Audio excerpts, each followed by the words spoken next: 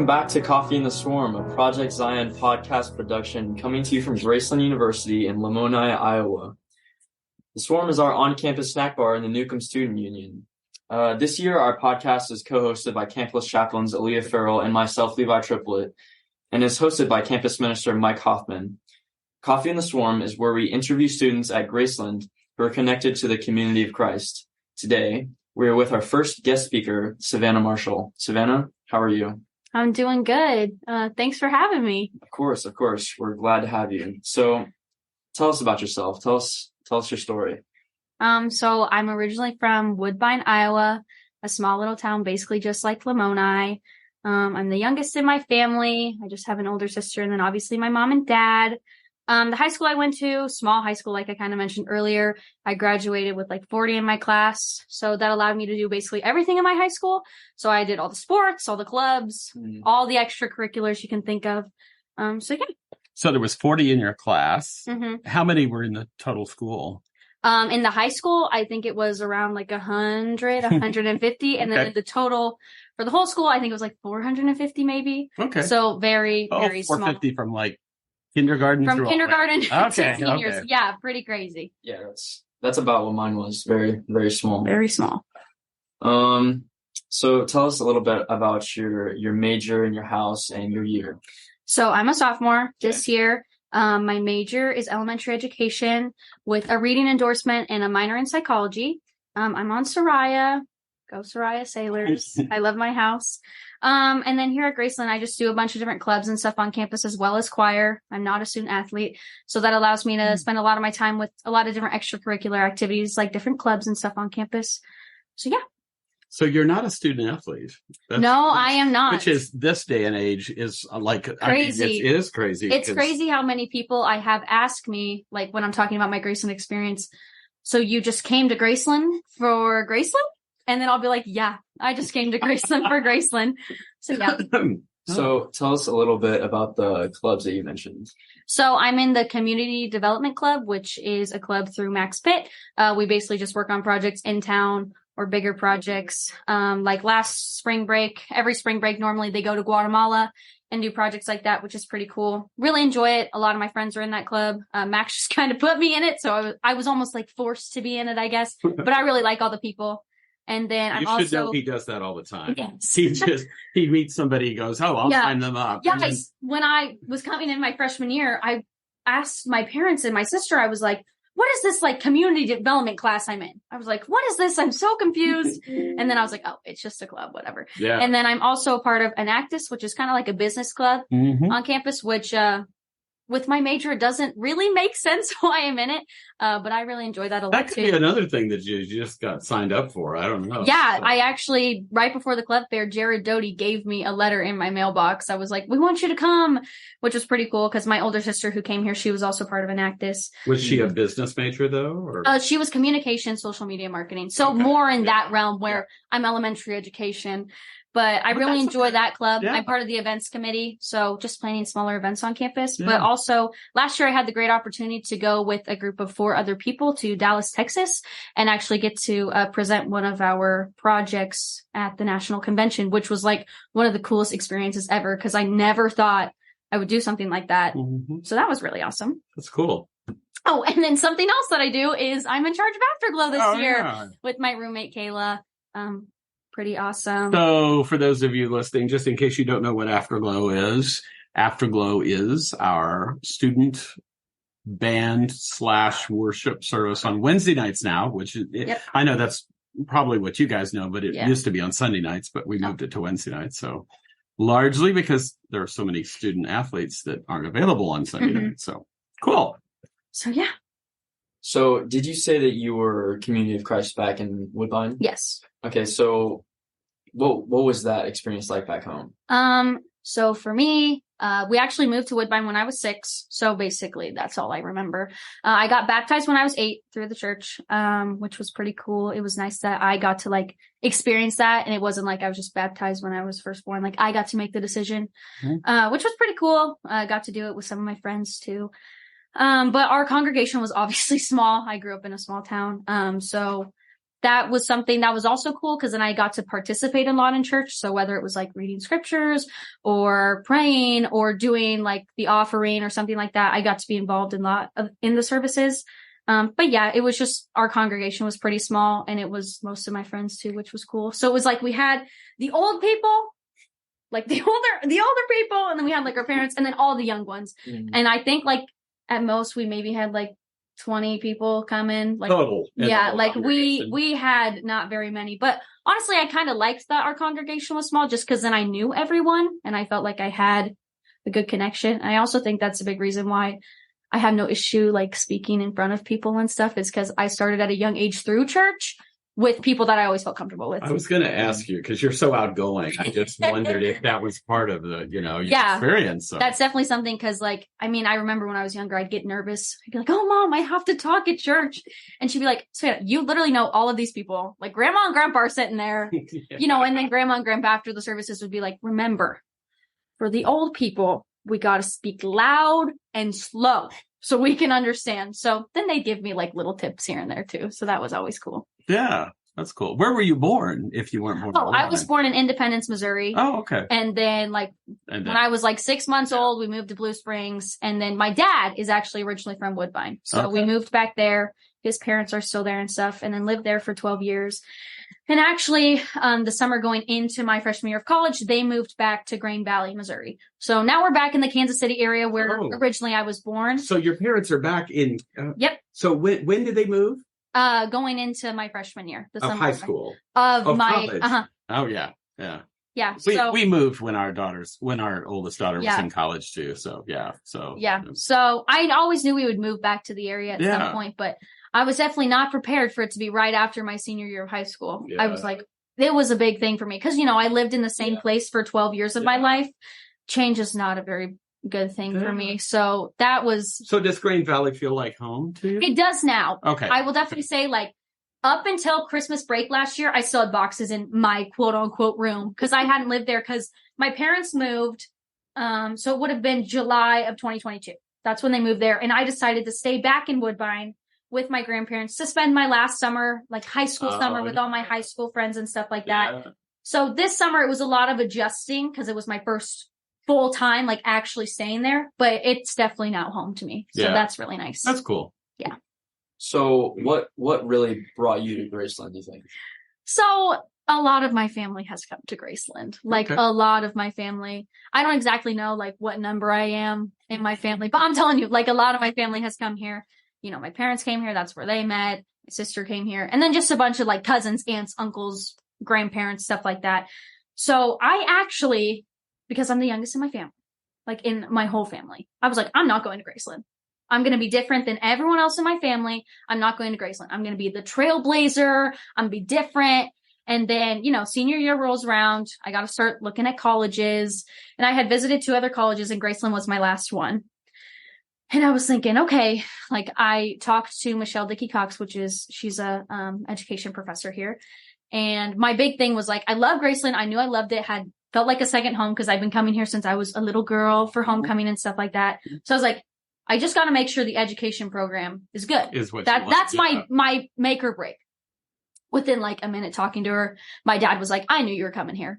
She was so awesome. Really, she really pushed me. Michelle Dickey-Cox. Yes, she was so awesome. But then also just like felt like a second home to me. But also something that really pushed me is the housing system here. Like it's so different than any other. Yeah, so different than any other college.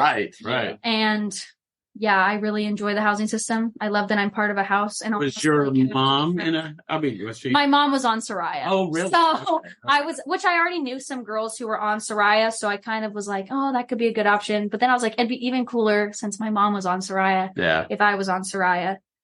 So yeah, I would say like family was a big reason, but also like comfortability is a big thing for me. Like I knew I could never go to a big university. I know a lot of my friends in high school were like, I got to get out of this small town. Right. I'm going to go to a big university. I was like, no way, Jose. Well, you said earlier that change wasn't really so this was very familiar to you and probably less change than if you gone to a bigger university. And I even remember it was, I don't know, maybe like June, July-ish. I looked at my mom and I said, I think I might have made the wrong decision about what college I'm going to. And she was like, whoa. And I was like, don't tell Dad. I don't want him to be mad. And I was like, I just worry that maybe I chose Graceland because it's comfortable and because it's familiar. Oh, yeah. And she said, Savanah, that's just the kind of person you are. Like, that's not a bad thing. Mm-hmm. And then she's like, you can always transfer, which this is the best decision I've made. Yeah. Like, I love it here and I love how involved I can be on campus and stuff like that. So I don't regret my decision at all anyway. But for a minute, I was worried. I was like, oh, did I just make it because I was scared to try something new? Mm. But now I'm glad that I made the decision I made. In truth, it's still something new. I mean, even though it's small and comfortable to a degree, it's still a big change from high school. Yeah. Oh, 100%. Yeah. 100%. Like being totally independent, like not having mom and dad with you all the time. Yeah. It's a big change. It's a big change. Yeah. All right. So moving on, now that you're a sophomore, you've had lots of experience with Graceland. So tell us about how your experience has been. So like I said earlier, I'm not a student athlete, so that gives me like quite a bit of free time to just kind of do whatever. But even though I'm not a student athlete, I would still say I'm pretty busy, just like other student athletes on campus, because I'm in all the different clubs, like I was kind of explaining earlier. But I think like a big part of my Graceland experience is the different connections I've been able to make through all the clubs. Like I look at some things and like, for example, through the housing system, like some of the girls on my house, I don't think I would really be friends with if we weren't on the same house. And that's just how like Graceland is with all the opportunities it provides you. Something else about me, I also am an admissions ambassador on campus. So I give people. You've got 2 jobs on campus as a student employee. So I do Afterglow, and then I also give tours and work in the admissions building, which I love that job. I love giving people tours and advocating for Graceland, like come to Graceland. Yeah. But I always tell people like Graceland is really what you make it. Like they give you all the opportunities to be the most involved or least involved as you want. I always recommend being the most involved. But my experience has been nothing but good here so far. I think I had kind of a rough first semester of my freshman year. That was just like transitioning stuff though. Mm-hmm. I feel like everyone kind of might have a hard time transitioning. But yeah, I think my Graceland experience has really been nothing but amazing. And I hope it continues that way because I'm only a sophomore, so I still got 2 more years to go. So what's been your church experience like here at Graceland?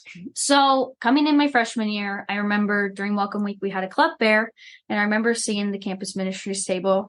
And, obviously I am Community of Christ, and obviously we are like affiliated with Community of Christ and stuff. So I had thought about going over, but then I was like, maybe not. I don't know. I got talking to Jared Doty about Enactus and, whatever. So didn't really do anything. And then 2 of my friends, Nico and Danny, they were in charge of Afterglow last year, and they were like, you need to come. And I was like, what is this Afterglow you are speaking of? Like, I had no idea. I had no idea what it was. And I remember I didn't go to like the first few, and they kept saying like, come. And I was like, you're not even explaining to me what it is. Like, I don't know what's going on. And I think the first one I went to was the Halloween one in the Shaw or something, or there was one in the Shaw that we went to.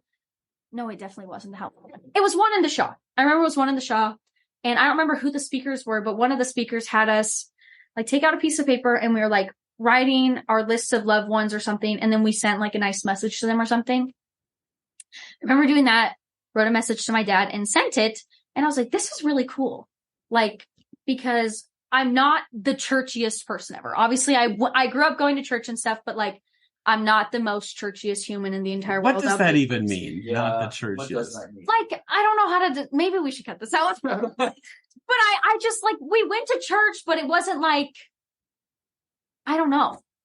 Maybe we should just cut that out. But no, this is raw. This is good. No. Well, no, I mean, so for instance, I mean, I really am curious about this because for me, church isn't like, church is about building community. Yeah, no, I agree. And so everything you've described sounds like church to me. I mean, so that's what. Well, I guess maybe church and like other people's seriousness and I think maybe in other people's views. Yeah. So yeah, I know this is unrelated, but in a couple of weeks I'm going to do a workshop at a congregation, and they want me to explain what church is like at Graceland. They want me, and I'm keep going. This is so different. I mean.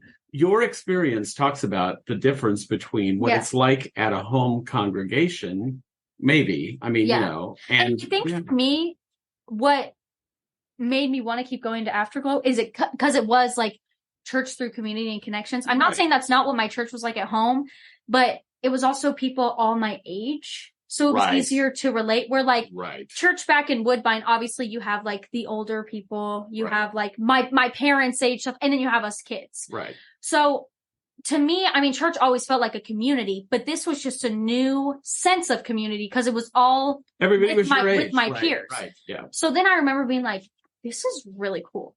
Like, I'm going to keep going to this. And then I went to Afterglow every single week after that, which was really awesome. I remember like, you know, when I was kind of struggling for a semester with being homesick and stuff like that, there were times where like Afterglow was my place to like reset and not have to worry about anything. That's cool. And it was like my time to just like clear my mind of everything. And I could just be there with the people I loved and that kind of thing. So that was really cool. So that's kind of like my church experience here. And then that's kind of also a reason why my roommate and I, Kayla, were like, you know what, maybe we should do it next year, because I think it made me closer to a lot of people. And like, I always tell people, like, if it weren't for Danny and Nico and like other people being like, oh, keep coming, I probably would have never went. Because I didn't know. I had no clue. It's not like a house thing or like a big COSA event or anything like that. Like it's a smaller thing on Wednesday nights, you know? So I'm glad those people pushed me to go, because now I feel more connected to a lot of people, and I feel like I'm getting the church experience, you know, where before I probably wouldn't have been as connected with the church here as I would have been, you know, back at home. Because of everything. No, that makes sense. That makes sense. And this is, you know, church or whatever you want to call it here is very different, because like, everybody is the same age, which is so different than most, maybe every other congregation that we ever think about. So cool. Yeah. All right. So earlier you mentioned elementary education and psychology. So are you looking to go like a coaching or teaching route? So, I want to be a teacher. Nice. I found out this summer through the job that I had that I thought that I wanted to teach like upper elementary, maybe middle school. Yeah, that went out the window. Definitely not middle school. I definitely changed my mind this summer about that. I actually love the little ones. Like lower elementary is, I think, where my heart's at. I just love those little stinkers. They're awesome.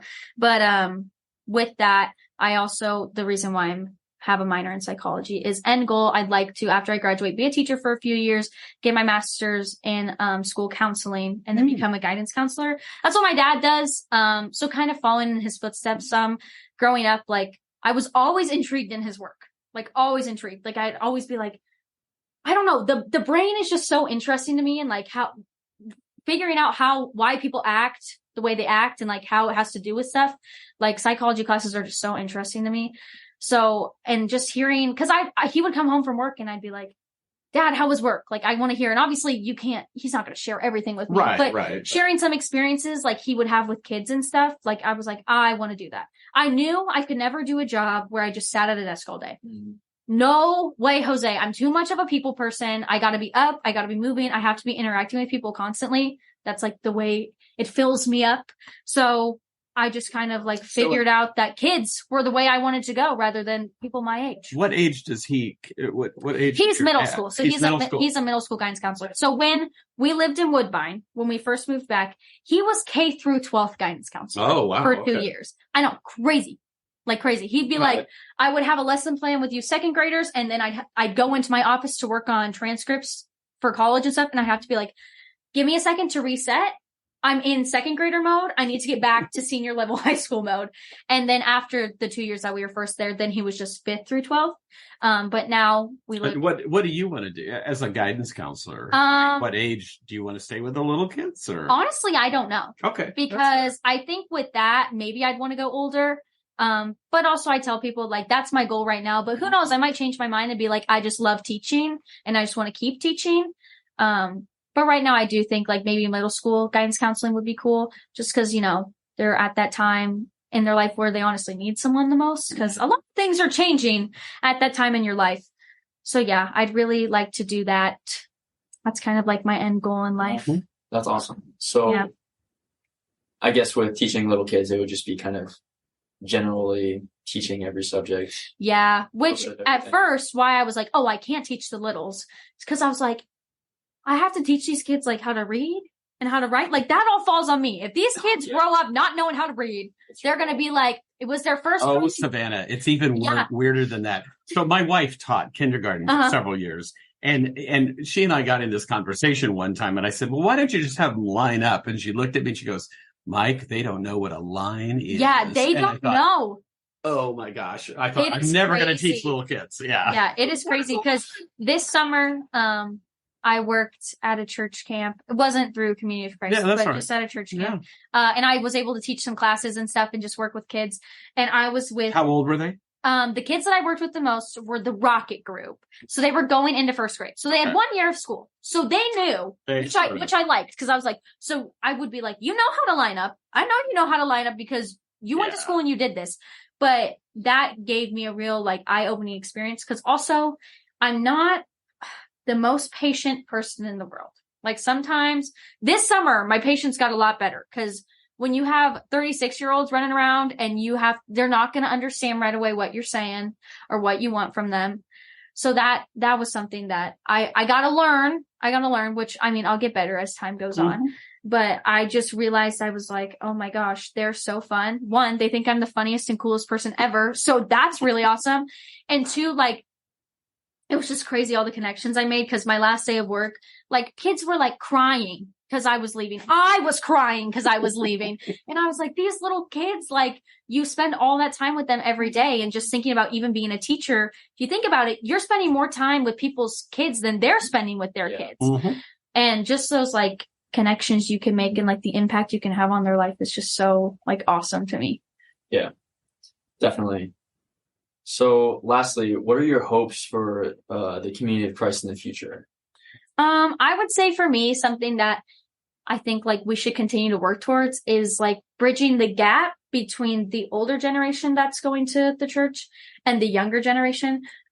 Personally, I think my church in Woodbine always did a really good job of that.